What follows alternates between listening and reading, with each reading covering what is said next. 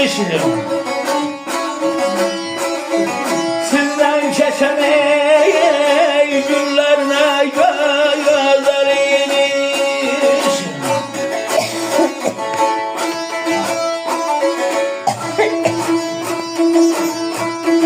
Şabanlı şairmin genç yoldaşları, Şabanlı şairmin genç yoldaşları,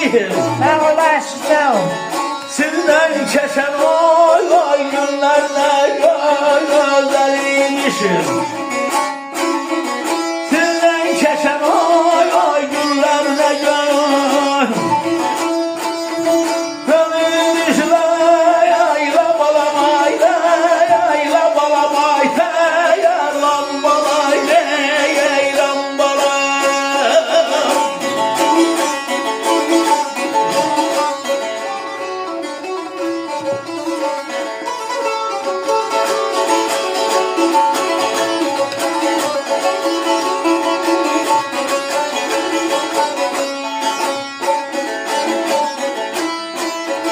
Güzel günlerimin güzel dostları, sizle geçen günler ne güzel imişim.